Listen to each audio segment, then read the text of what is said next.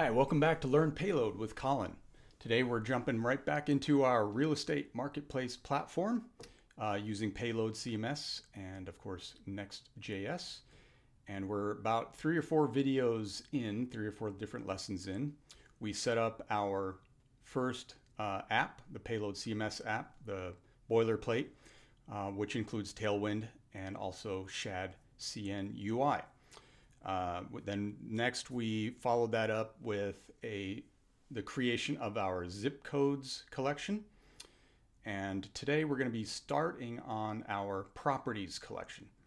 And we're not going to be able to go through all of it. There's quite a bit to add to a property on a real estate marketplace, of course. So there's a couple things we're going to touch on. We're going to add a relationship field for the zip code. So that way, when you create a property, you can select a zip code from the drop down from the zip code collection. And but I also wanted to talk about virtual fields, because what comes with a zip code is the city and the state for that zip code, and so you don't actually have to have those as fields on the property, because you already get them for free when you attach that zip code. And so, but the resulting structure of that, the query result of the result, when you query it either through the REST API or through the local API using the payload client, the shape of that object isn't quite the way I want it. And so we're going to use a concept called virtual fields in order to kind of shape the response of that result in exactly the way we want. And so most of the focus will be getting the property collection started and then figuring out how to shape the response of the result of the property query to be the way we want.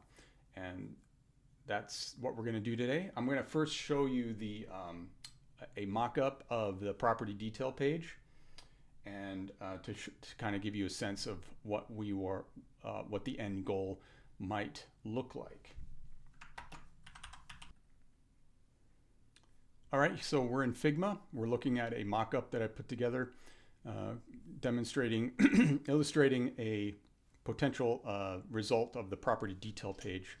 We may make some changes over time, but basically it's everything you might expect from a property detail page. You have obviously your photo gallery, you have a title, you have a status, so like active or for sale or not for sale, or under contract, pending, that kind of stuff.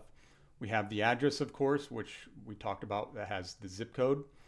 We have the price, the asking price, and then all the other details: beds, baths, square feet, and then description and the type of the home. So it's single family or apartment or whatever, year built, heating, lot size. And then we have features, which will be another collection that we won't be able to get into today.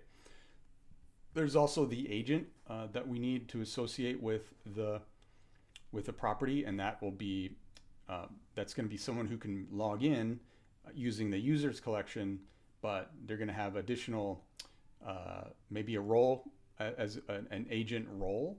And there's a bunch of other stuff that I won't go into today, but of course there's a map, which we won't do that today, but there's a map that will require a Latin long field for the property. And so that's what I want to show you. That's what we're working towards. So all right, let's dive right in. Okay, we're here in Cursor, and in the app that we built in the last couple videos, we have our full payload app here, and we created our first collection here in the last video, zip codes. And while I'm looking at this collection, somebody left a really helpful comment on the property or the field type that I'm using for the zip code, and they suggested that we use a text value for that because some zip codes start with 0, and that's not technically a number that'll be treated like a string. So we're going to be doing that as text. So thanks a lot out there, whoever told me that. And so that's good. So now what we have is we're going to start on the properties collection. And so let's create a file.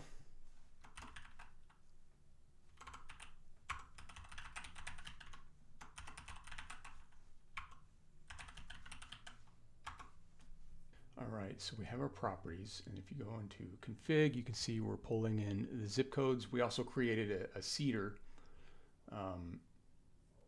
Where seeders we have in our DB folder here, we have seeders, and then we imported zip codes from a CSV file, if you recall. And so we're gonna do a similar thing for properties, where we create a seeder for properties. And so we're going to do that as well. So let's go back into our collection properties. Let's just copy one of these. And we'll just call this properties. So title's good. This allows us to just choose which column or which field we want to display in the data table and other areas, like if it's a related field in a drop down or something. All right, so let's see what it gives us. Price, number, listing status. Nope, that's not what I want.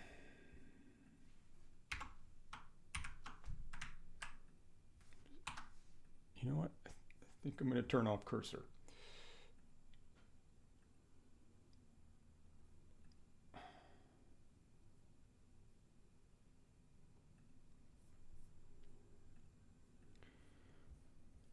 Getting in my way. All right, so we have title, which is text, obviously a required field, price, and a number. We're going to do listing status.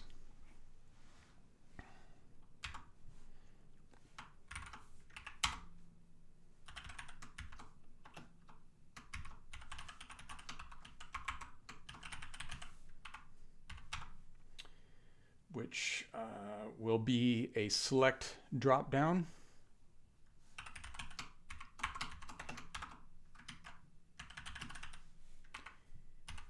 Which will have options where you can choose one of those statuses. This is going to be a required field.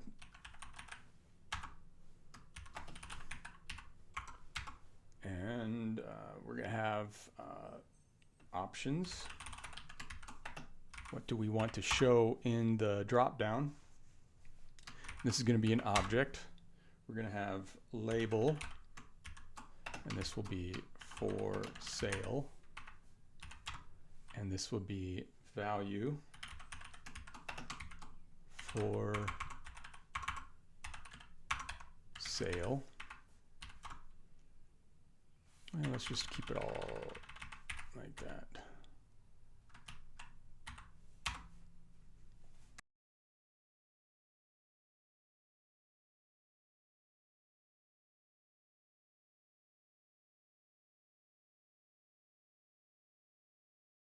All right, I think that's pretty good.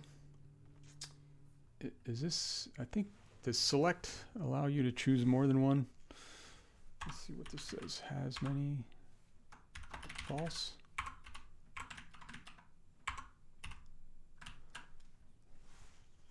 Yeah, we only want them to be able to select one of these. And so you can, I think the default is has many is true, but let's remove that and find out for sure. We don't want to add unnecessary attributes on here if we don't need to. Let's import this into our config file now.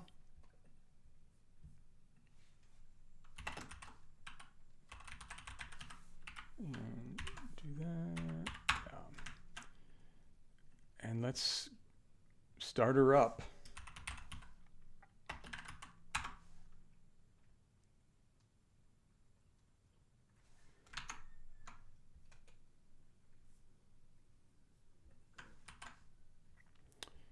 hydration error. So this was the stubbed out our home page in a previous video where we set up Tailwind and Shad CN. And so we have all that going. Now let's go to our admin panel. I believe I refreshed the database, so we'll have to start over, probably create our first user again. And that is true. So at example.com, oops. Admin 123, admin 123. All right. No zip codes, properties. Oh, good. So it's just one. You can only select one. That's good. We don't need a has many equals false. So we have our price, title, and now we need street address and then our relationship to zip code. But before we do that, I want to reseed our database with zip codes. We created a seeder for those, for zip codes in our last video. And I have a folder here called seeders and then a main function called seeders. And basically you run this on the command line, grabs the payload client, and then we delete any of the collections that we want to seed. We want to basically start them clean, and then we add them. So I have this function here called zip codes, and that imports the CSV file, and then pipe this CSV function through there, and then on data. And so here I'm pushing each of these rows of the CSV file into this array, and then at the end I loop through those zip codes, and then I do a create zip code. So, but we're already done with the seeder for zip codes. So let's run that. And I have a script that I set up in package.json called dbseed, and then it runs this seed.ts file through the payload CLI. And so I can't tell you exactly what's going on under the hood, but it allows you to run this TypeScript file. So now I do seed. All right, so now we have 195 zip codes imported. Go to zip code. Oh, I need to restart my server. Need to restart that.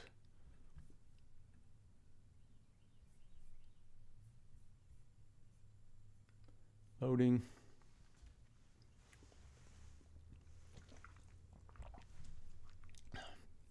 And here's all of our zip codes. Great.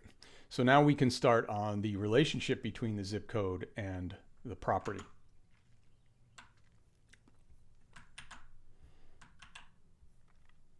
Over here, we can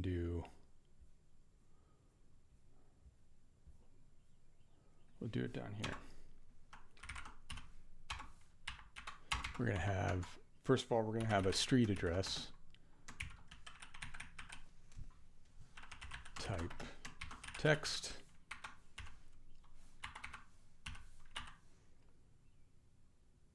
Required true. And I'm going to give it its own label, which you can do through here. And I'm just going to call it street address. All right, now the zip code. It's going to be a relationship field.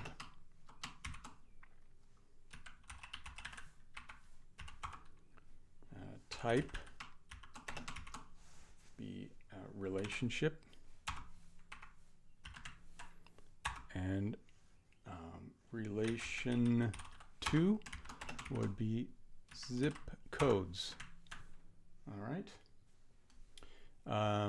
This is where the has many comes into play. By default, if you're tying to a collection like this, it'll allow you to choose more than one. And by default, has many is true, where we want has many is false. We just want them to pick one zip code. And let's see, this would be required.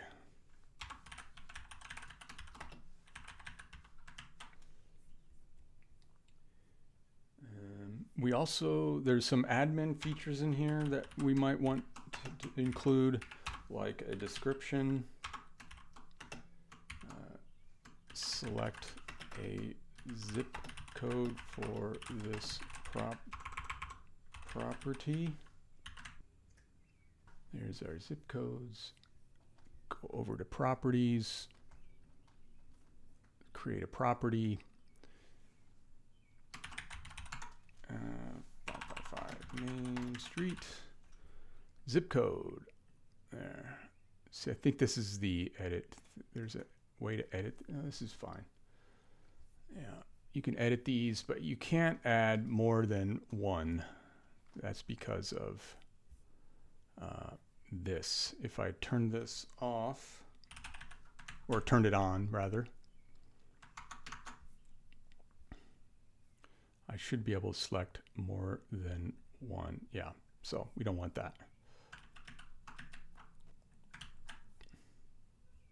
Great. Let's reload that. We'll save this, and I'm going to show you the JSON API, or what the JSON output looks like for this. Select a zip code and price, and 128,000. This will be in dollars. Listing status. Save this. Okay, now let's take a look at the API over here in this API tab. So you can see here now, when we select a zip code, we get all of this other stuff for free. And so then on the front end, on the property detail page, we'll be able to query this and then get all of this. You can format it in however you want. And there's also the Latin long that we're going to use for potentially a map on the zip code. If there's a zip code, if there's a zip code page or like a neighborhood page or something like that, you can do that for this. You can do that. There's the price, and then there's the listing status. Okay. I'm going to add a couple more types to the, or fields to this, but right now I want to jump into the front end and to show you how to query this information and to be able to display it on the front end. Okay, let's head on over and create a new route for the property detail page. Now this is not going to be the final route for the property detail page. We're only doing this to demonstrate how to query the data.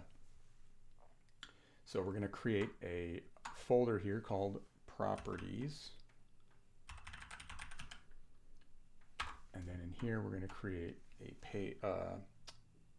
another folder with an ID dynamic parameter, so that we can pass the ID into the URL, and then a file called page.tsx. So we just export default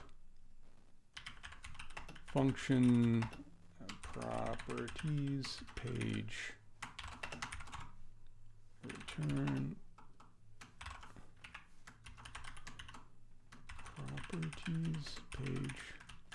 Let's just make sure that works.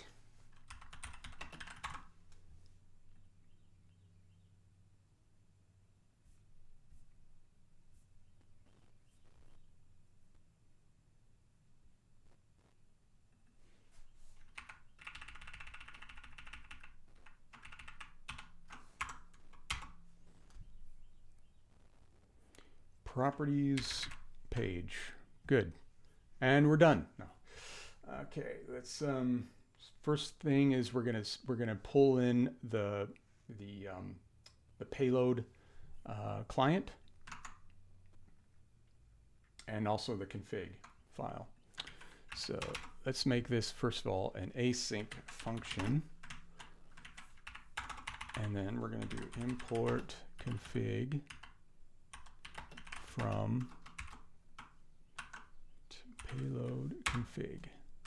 Okay, and then we're going to import get payload from payload. Over here, we're going to set up the client. We'll just call it payload equals await. I think that's an await. Yeah. Wait. Get payload, and then we just pass in config like this.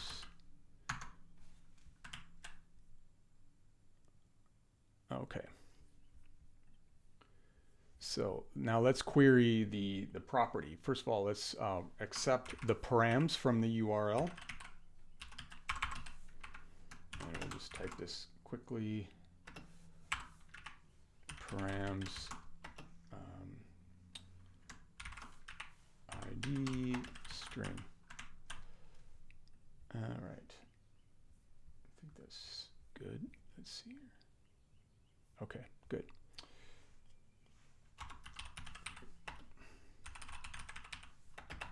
And then we do await payload find by ID, and we're going to do collection properties, and ID would be params.id.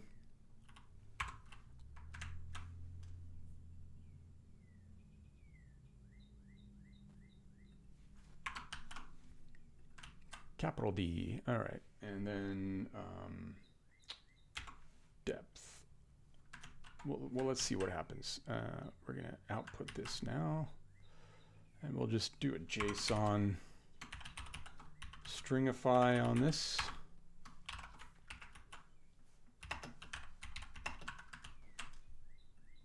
Oops. And we'll make this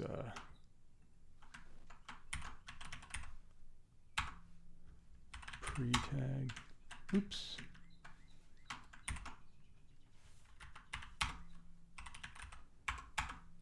Pre. Okay.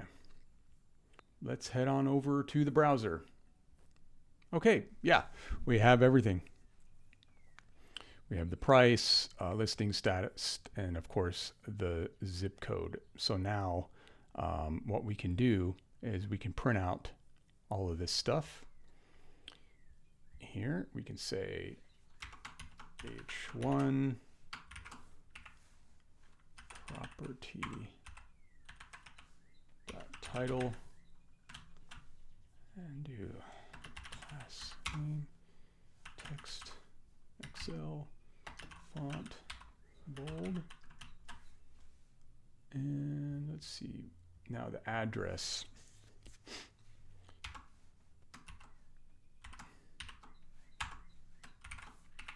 So we want the street. We want it in this format here.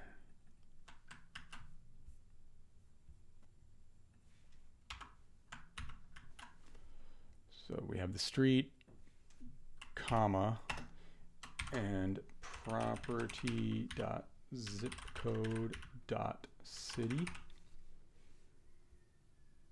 comma,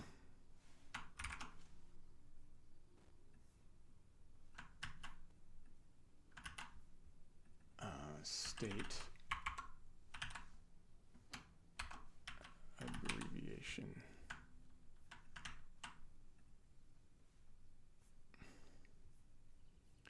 State, we have the city zip code. Okay.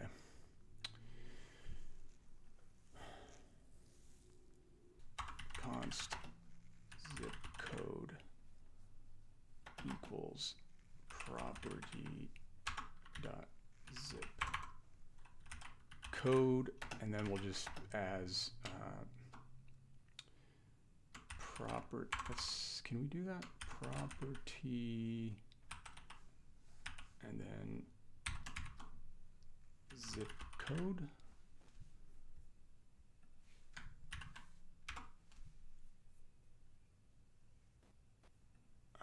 Okay. Yeah, it's going to be the same problem. Number or zip code. Okay. I wish there was a way. Oh no, I'm sorry. We can do this. We can do this. I don't know why I didn't think of this. Zip code. There we go. That works. And there we go. All right. So this is kind of annoying. It doesn't make sense to have city being a child of zip code. And so there's a concept called virtual fields, and I just want to go over that real quick, because what I really want is I want to be able to do property location dot city property dot location dot zip, etc., etc. That's really what I want. Okay, so what we want to do though, we're going to create something called virtual fields that we can do in Payload CMS through some hooks, some collection hooks. And the reason why I want to do that is because I honestly don't like, this is kind of an odd thing to say zip code than city, zip code, state. I'd rather do like property address dot street, property dot address dot city, property dot address dot state. You know, I want to kind of raise all that up into a group called address, zip code, everything under address, including when we get to Latin long, we'll have a Latin long under there as well. So the way you do that is through collection hooks. So we're in our collection here, properties collection, and we're just going to create something called hooks.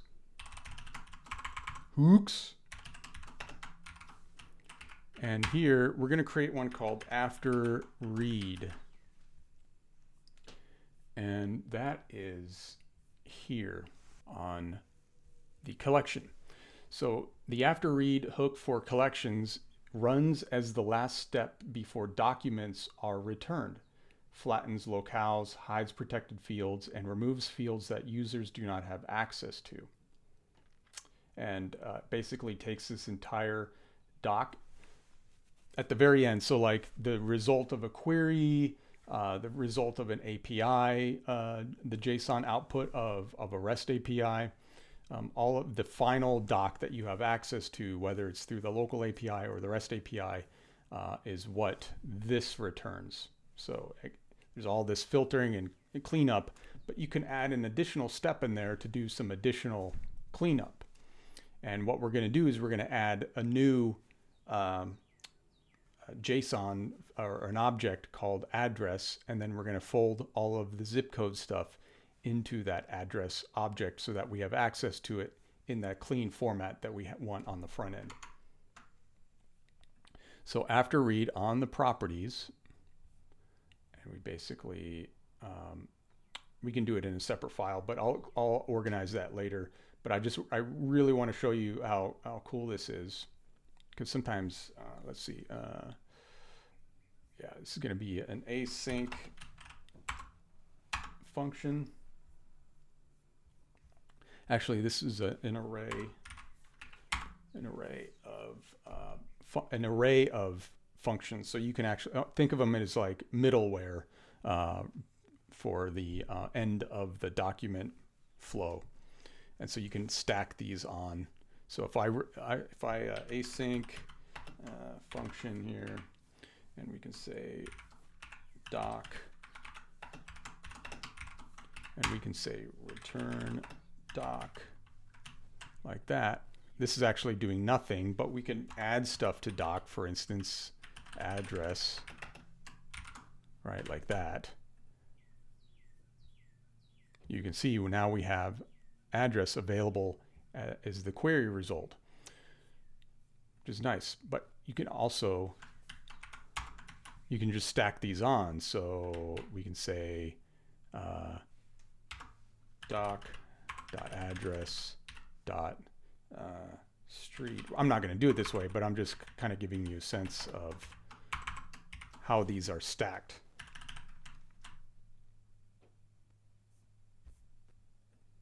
So you can see here, you can just kind of stack the output.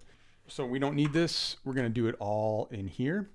And the way we do that is we say address equals, we're going to say street, and we're going to do doc.street. We're going to do city, doc.zipcode.city, and state. We're going to have both state abbreviation and state name in case we ever need access to either. So we say doc.zipcode.state abbreviation, and we do this name, and then lastly zip.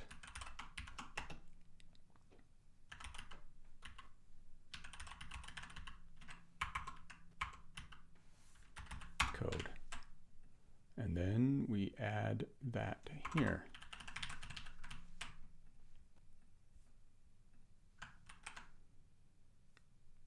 And there we go. We have the entire street, the full property address inside of this little object. So that's pretty cool.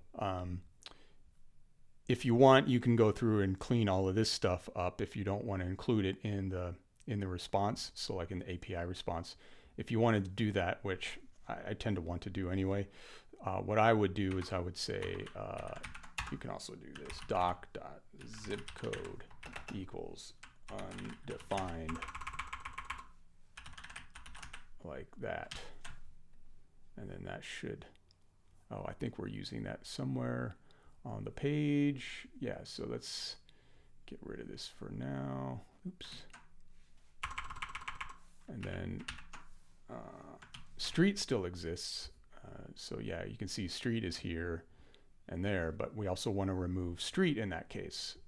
So we can say doc.street equals undefined, and we're going to get an error again. No, yeah, I don't think we, yeah, you should be able to, yeah, it should be fine. So let's do address, but you'll notice we no longer have type safety. So there's no way that I know off the top of my head how to automatically get some types out of this. Yeah, I'm going to create a new type called, and I'll put it in here for now.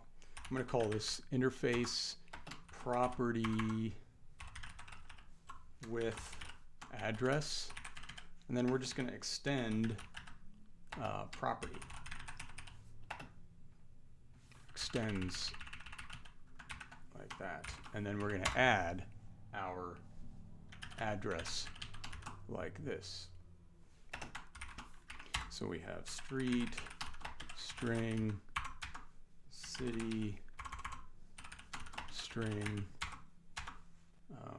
state, abbreviation, string, state, name, string, and zip string. And we're going to export this in case we need it somewhere else, but we're going to now add this down here like that. Yeah, for now let's just turn all these into that. That should work. And number, oh, yeah. You know, I think we're going about this wrong. let's get rid of this type.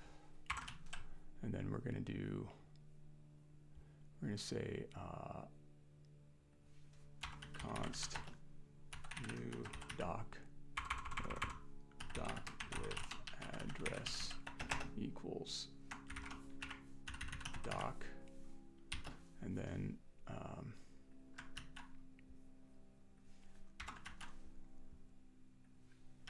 address as property with address, and then return. Oh, here we can say zip code is undefined and street is undefined, and then we can just return this like that. And this is good news, because now go to the page, you can see address. Yeah, let's see. Let's delete that for now. We have the address there. We have the property, but it's set to the property type rather than the property address. So here, what we want is we'll just do as property with address, like that. And we don't need this. This might be, you know, I don't know. This might not be the correct way to do it, but this is the way I figured out how to do it. So maybe there's another way, but this is the way I'm doing it. We may create like a data access layer or something like that that kind of cleans all this up into a single function, but for now this is working. So let's like that. This would be abbreviation and zip. And there we go. We have our address. All right, so that's it for this video. We pretty much accomplished what we set out to do in this one. We started our new properties collection, and we created a zip code relationship field so that when you create a property, you can attach that zip code to it. And because the zip code database also includes city and state and a few other details, you get city and state for free on the property, and you don't have to create fields for those. But we changed how the output of the query looks using virtual fields, using hooks, using the after read hook to return the document in a new sort of shape, which then on the front end you can then render it out in any way you want. And so that's going to clean things up for us. And so in the next video, we're gonna continue on the properties collection. We're gonna add another collection called features, which will be relationship to the properties. And that should be it for today. Thank you for jumping on. We'll see you in the next one. Thanks.